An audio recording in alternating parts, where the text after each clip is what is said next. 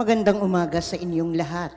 Malugod na pagtanggap sa St. Joseph Parish, Gagalangin sa ika-6 ng umagang banal na misa sa pagdiriwang ng liturhiya ngayong Sabado ng unang linggo sa karaniwang panahon at paggunita kay San Antonio Abad.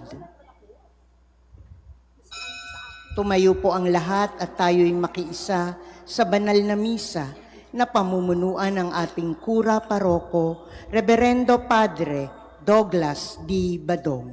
Kapag ng Panginoon, ang bayan ngayon'y magtitipon upang magsaluhan ng kaligtasan, handog ng Diyos sa tanan. Upang pagsaluhan ng kaligtasan, handog ng Diyos sa tanan.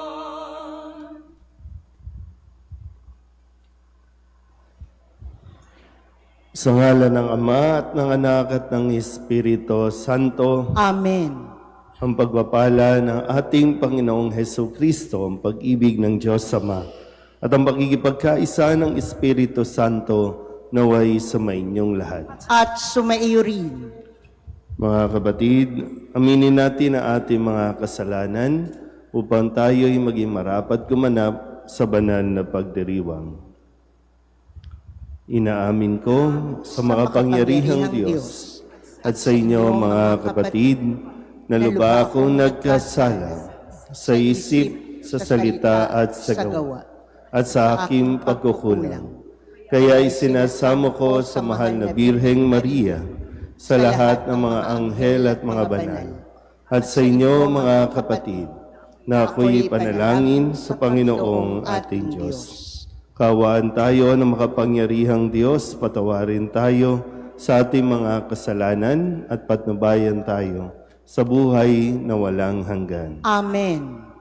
Panginoon, kaawaan mo kami. Panginoon, kaawaan mo kami. Kristo, kaawaan mo kami. Kristo, kaawaan mo kami.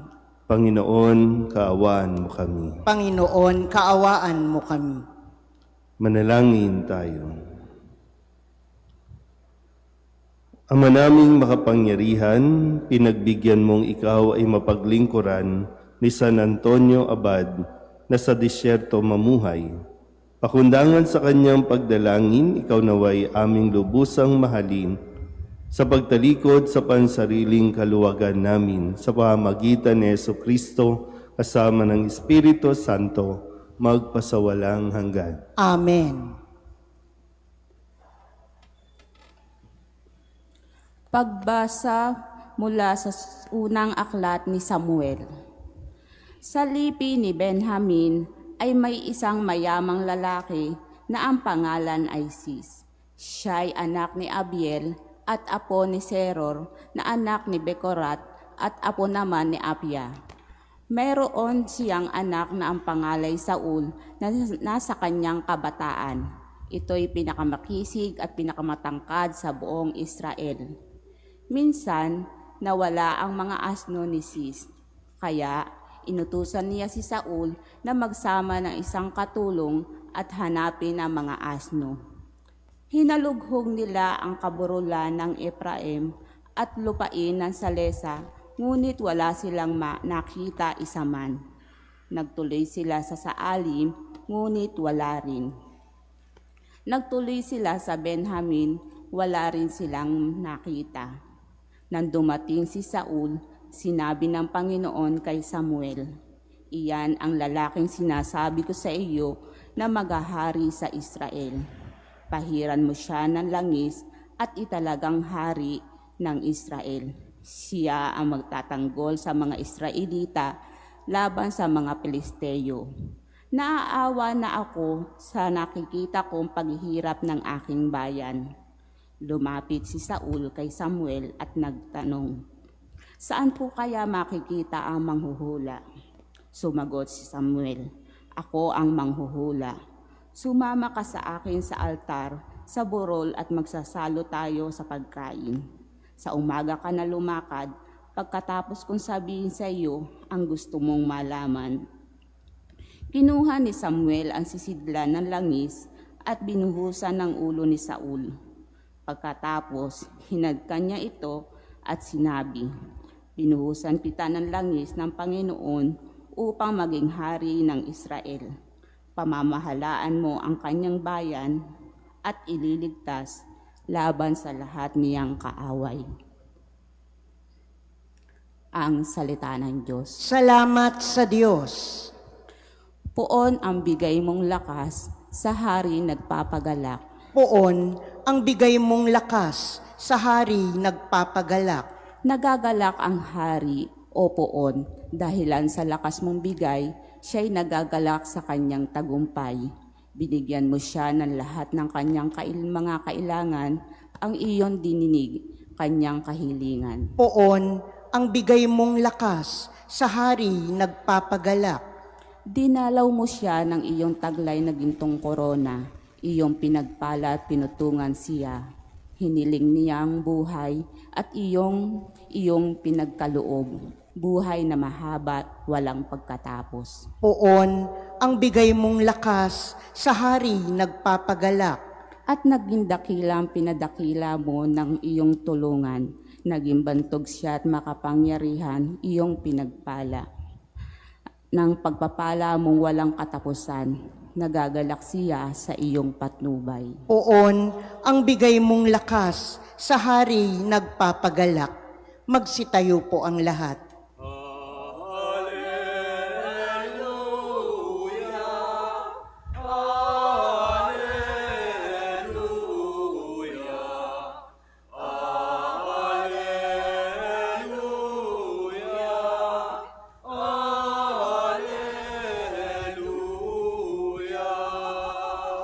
Ikaw, Kristo, ay sinugo upang sa dukhay magturo, magpalaya sa bilanggo.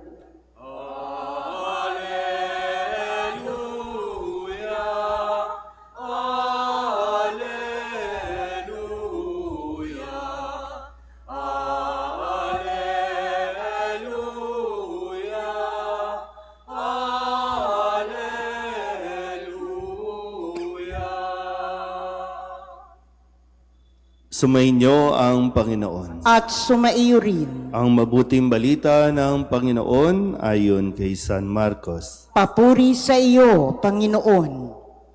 Noong panahong iyon, muling pumunta si Jesus sa baybayin ng lawa ng Galilea. Sinundan siya ng napakaraming tao at sila'y tinuruan niya. Nagpatuloy siya ng paglakad at nakita niya si Levi, na anak ni Alfeo, nakaupo sa paningilan ng buwis. Sinabi sa kanya ni Jesus, "Sumunod ka sa akin." Tumindig naman si Levi at sumunod. Nang si Jesus at ang kanyang mga alagad ay kumakain sa bahay ni Levi, nakisalo sa kanila ang maraming publikano at mga makasalanang sumunod sa kanya. Nakita ito ng ilang iskribang kabilang sa pangkat ng mga Pariseyo at tinanong nila ang kanyang mga alagad, bakit siya sumasalo sa mga publikano at sa mga makasalanan? Narinig ito ni Jesus at siya ay sumagot, "Hindi nangangailangan ng manggagamot ang walang sakit, kundi ang may sakit. Naparito ako upang tawagin ang mga makasalanan, hindi ang mga banal." Ang mabuting balita ng Panginoon. Pinupuri ka namin, Panginoong Heso Kristo. Isang magandang umaga po sa inyong lahat. Ngayon po ay Sabado ng unang linggo sa karaniwang panahon at atin pong hinihingi ang gabay at tulong ni San Antonio Abad para atin pong maibigay din ang ating mga sarili sa kung saan tayo tinatawag ng Panginoon.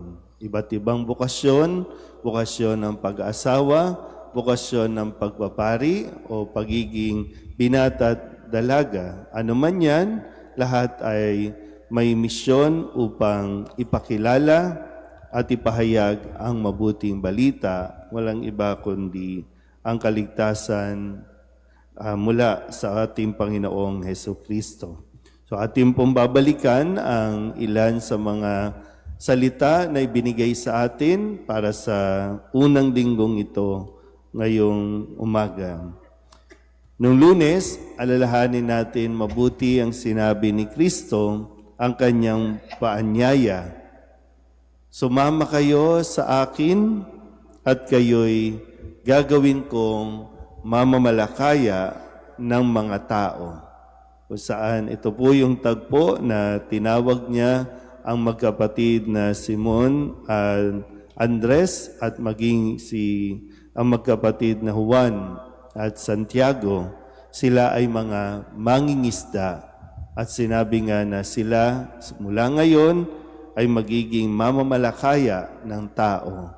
Hindi na isda ang kanilang uhulihin, ang lalambatin, kundi mga tao upang ito po ay mailapid sa Panginoon. At nung Tuesday o Martes, nakita ng mga tao, ang sabi sa pahayag ni San Marcos, namangha ang mga tao sapagkat nagturo siya sa kanila na parang isang may kapangyarihan at hindi tulad ng mga iskriba. Yun lang pag-anyaya niya, no? Yung pagbukas ng bibig na gagawin ko kayong mamamalakaya, talagang kakaiba na po no, yung dating sa isang tao kapag tinawag ka ng Diyos. Dahil sabi nga, kung siya ay magsalita, magturo, may kapangyarihan. Yung merong tinatawag nating kredibilidad. Sabihin nyo nga, kredibilidad.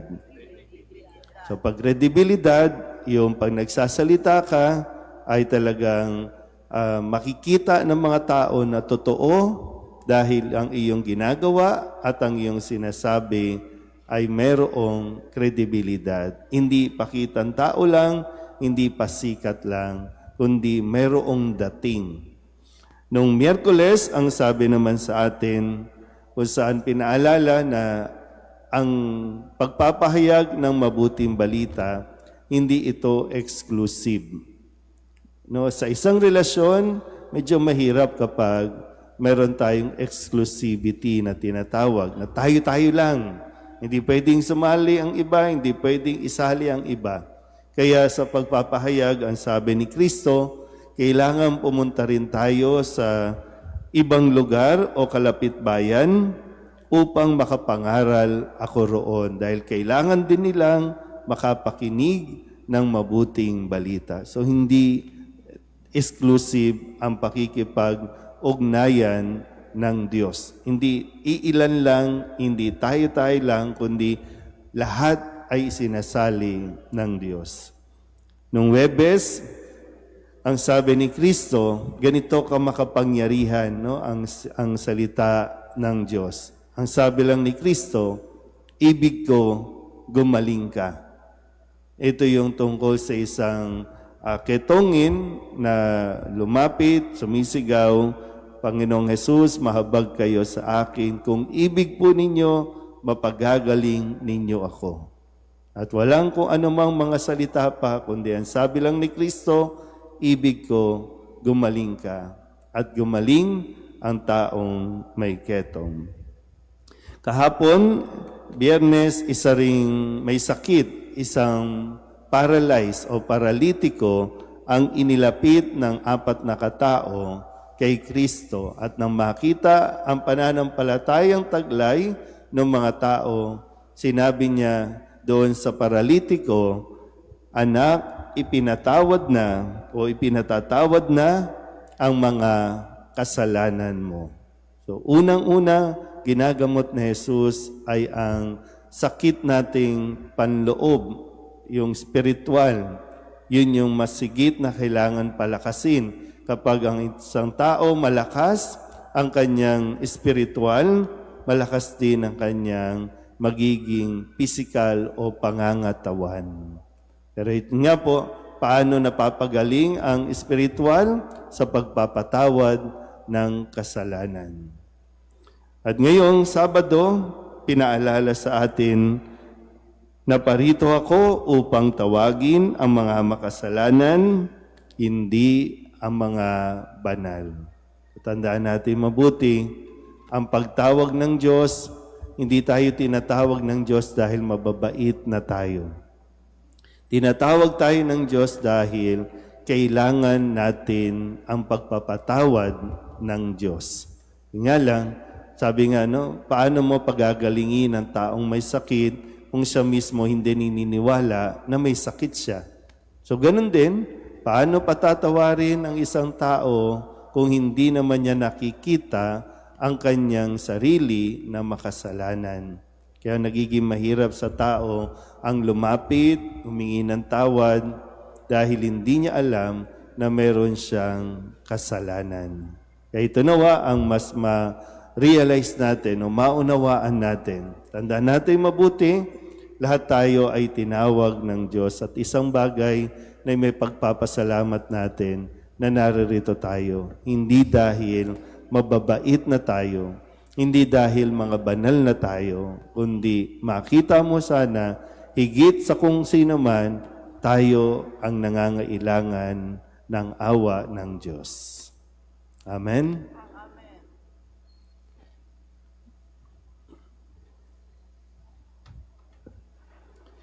Dumating si Kristo upang tawagin ang mga makasalanan at sila ay maligtas. Mulat sa tawag na ito, may kababaang loob, ilapit natin ang ating mga panalangin sa Ama. Ang ating itutugon, Panginoon, dinggin mo ang aming panalangin. Panginoon, dinggin mo ang aming panalangin.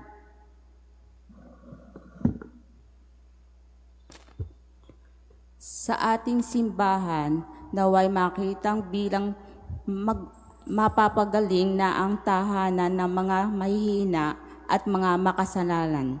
Manalangin tayo sa Panginoon. Panginoon, dinggin mo ang aming panalangin. Ang mga nasa pampublikong tungkulin, naway isakatuparan ng malinis at tapat ang kanilang mga gawain. Manalangin tayo sa Panginoon. Panginoon, dinggin mo ang aming panalangin. Ang mga nagtalaga ng kanilang sarili sa Diyos, naway ibuhos ang kanilang buhay sa Diyos at sa simbahan, tulad ni Maria sa pamamagitan ng kanilang pamumuhay sa pagdaralita ng kalinisan at pagtalima. Manalangin tayo sa Panginoon. Panginoon, dinggin mo ang aming panalangin. Ang mga taong nabubuhay sa pagkakasala, naway tingnan natin lahat ang nang may habag ang pag-unawa. Manalangin tayo sa Panginoon. Panginoon, dinggin mo ang aming panalangin. Ang mga yumao, naway makaranas ng mapanligtas na kapangyarihan ng Diyos. Manalangin tayo sa Panginoon. Panginoon, dinggin mo ang aming panalangin.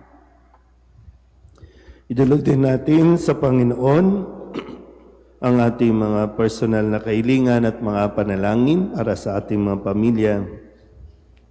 Kasama din ang mga kahilingan ng mga nanonood sa online. Lahat ng mga misang pasasalamat, special na intensyon, agarang paggaling ng mga may sakit, ang lahat ng mga kaluluwa na inihiling na ipagdasal sa misang ito. Ang lahat ng ito inihiling namin sa ngalan ni Kristong aming Panginoon. Amen. Handog namin sa iyo, Ama, ang tinapay at alak na ito. Handog ng bayang umaasa, sumasambat nagmamahal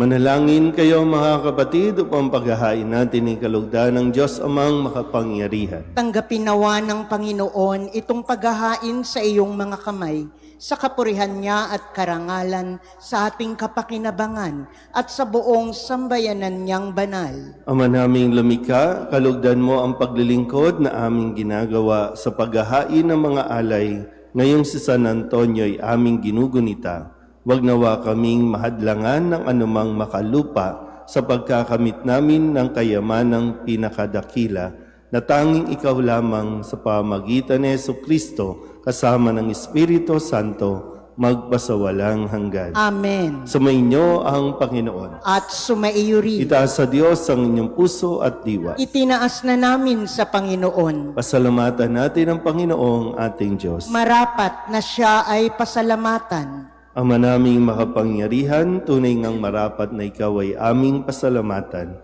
Ang pagpaparangal sa iyong kabutihay, lagi mong pinaalingaw-ngaw sa iyong sambayanan. Sa pagkakaroon ng mga kaanib na maaasahan at tapat tulad mo sa pananagutan, upang magbunga ang punyagi ng iyong anak, na sa iyong pag-ibig kami makatulad. Ang mga banal na tao'y tumutulong sa lahat sa pagbibigay halimbawa't pananalangin wagas. Kaya kaysa ng mga anghel na nagsisiawin ng papuri sa iyo na walang humpay sa kalangitan, kami nagbubunyi sa iyong kadakilaan. Santo, Santo, Santo, Panginoong Diyos ng mga hukbo, napupuno ang langit at lupa ng kadakilaan mo, o sana sa kaitaasan.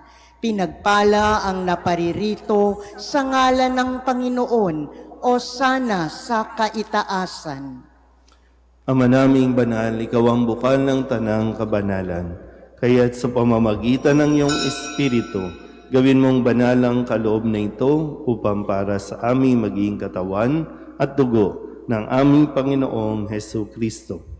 Bago niya pinagtiis ang kusang loob na maging handog, hinawakan niya ang tinapay, pinasalamatan kaniya, pinaghati-hati niya iyon, iniabot sa kanyang mga alagad at sinabi, "Tanggapin ninyong lahat ito at kanin, ito ang aking katawan na ihahandog para sa inyo."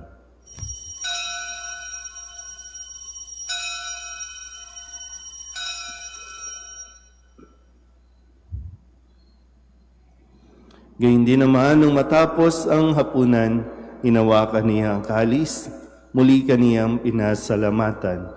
Iniabot niya ang kalis sa kanyang mga alagad at sinabi, "Tanggapin ninyong lahat ito at inumin. Ito ang kalis ng aking dugo, ng bago at walang hanggang tipan, ang aking dugo na ibubuhos para sa inyo at para sa lahat sa ikapagpapatawad ng mga kasalanan. Gawin ninyo ito sa pag-alaala sa akin."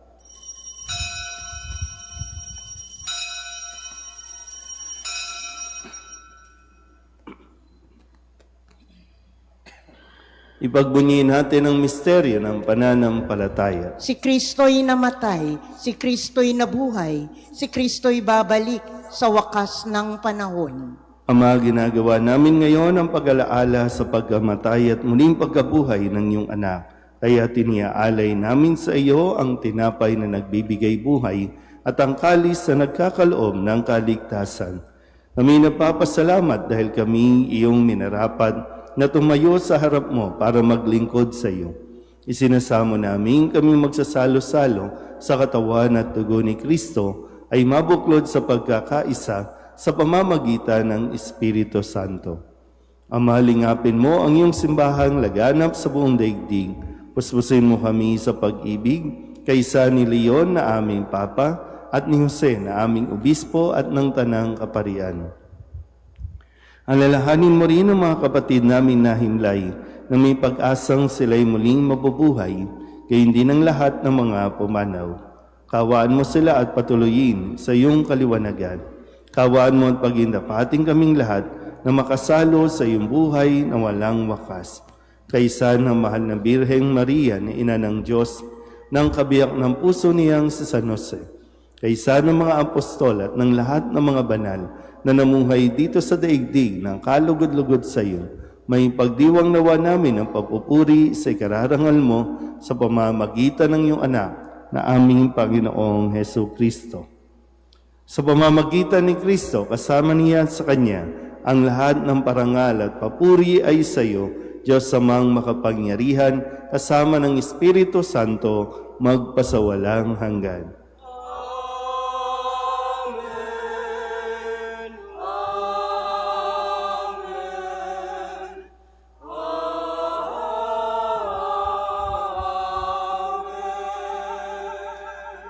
Sa tagubili ng manakagagaling na utos at turo ni Jesus sa Panginoon natin at Diyos, ipahayag natin ng lakas loob. Ama namin, sumasalangit ka, sambahin ang ngalan mo, mapasa amin ang kaharian mo, sundin ang loob mo dito sa lupa para nang sa langit. Bigyan mo kami ngayon ng aming kakanin sa araw-araw at patawarin mo kami sa aming mga sala para nang pagpapatawad namin sa nagkakasala sa amin.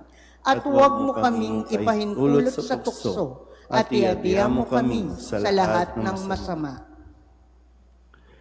Inihiling namin kami iadya sa lahat ng masama, pagkalooban ng kapayapaan araw-araw, iligtas sa kasalanan at ilayo sa lahat ng kapahamakan, samantalang aming pinananabikan ang dakilang araw ng pagpapahayag ng tagapagligtas naming sa Heso Kristo. Sapagkat iyo ang kaharian at ang kapangyarihan at ang kapurihan, magpakailanman. Amen. Panginoong Heso Kristo, sinabi mo sa iyong mga apostol, kapayapaan ang iniiwan ko sa inyo, ang aking kapayapaan ang binibigay ko sa inyo.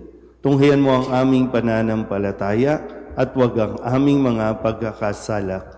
Pagkalooban mo kami ng kapayapaan at pagkakaisa ayon sa iyong kalooban, kasama ng Espiritu Santo, magpasawalang hanggan. Amen. Ang kapayapaan ng Panginoon ay laging sumainyo. At sumaiyo rin. Magbigayan tayo ng kapayapaan sa isa't isa. Kordero ng Diyos na nag-aalis ng mga kasalanan ng sanlibutan, maawa ka sa amin. Kordero ng Diyos na nag-aalis ng mga kasalanan ng sanlibutan, maawa ka sa amin. Kordero ng Diyos na nag-aalis ng mga kasalanan ng sanlibutan, ipagkaloob mo sa amin ang kapayapaan.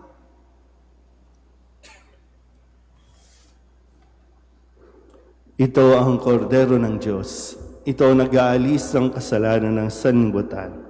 Mapalad ang mga inanyayahan sa kanyang piging. Panginoon, hindi ako karapat-dapat na magpatuloy sa iyo, ngunit sa isang salita mo lamang ay gagaling na ako.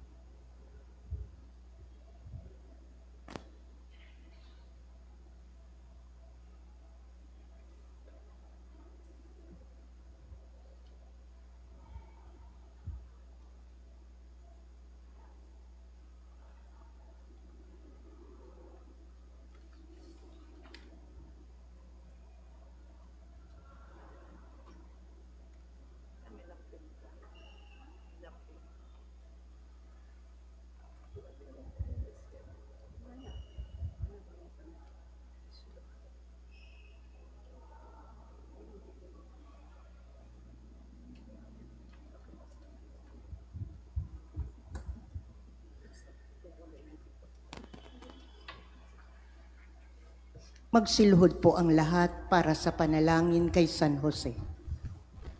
Abang tagapangalaga ng tagapagligtas, kabiyak na puso ng mahal na Birheng Maria, sa iyo ipinagkatiwala ng Diyos ang kaisa-isa niyang anak. Sa iyo nagtiwala si Maria. Sa piling mo, si Kristo'y naging tao. Maging ama ka rin sa amin, pinagpalang Jose, at gabayan mo kami sa landas ng buhay. Ihingi mo kami ng biyaya, awa at tapang, at ipagtanggol kami sa lahat ng masama. Amen. Tatayo na po ang lahat. Manalangin tayo. Ama naming mapagmahal, kaming pinapagsalo mo sa banal na pakikinabang, ay gawin mong laging makapanaig sa mga kalaban na niloob mong madaig ni San Antonio noong sa lakas ng kadiliman, siya'y matagumpay na nakipagtunggalian sa pamamagitan ni Jesucristo kasama ng Espiritu Santo magpasawalang hanggan. Amen. Sa mga makikilahok sa Lakbayaw 2026, konting paalala, ang Lakbayaw ay Lakbay Sayaw.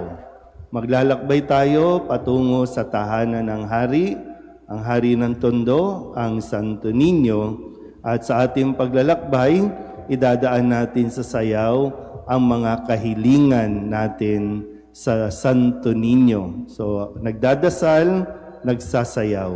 Kaya po meron tayong lakbayaw. Ito yung kanila pong dahilan kung bakit nagkaroon ng ganito. Kaya, ang pagsasayaw natin ay isang pagpupuri din at pagdarasal. Kaya sikapin natin na maging mas banal dahil ito ay isang religious activity. Hindi lang ito basta street dance, kundi ito po ay isang uri ng pagdarasal at pagdulog ng ating mga kahilingan sa mahal na Santo Niño. Kaya bago po magsimula mamaya, isipin na ninyo para saan ang inyong pagsasayaw, para kanino o ano ang iyong kahilingan sa Santo Niño. Sumainyo ang Panginoon At sumaiyo rin at pagpalaing kayo ng makapangyarihang Diyos, Ama at Anak at Espiritu Santo. Amen. Tapos ang banal na misa, humayo tayo sa kapayapaan ni Kristo. Salamat sa Diyos. Magandang umaga. Oong San Jose, pintakasing ibig, tanghulan at lakas, buong pananalig. Kami po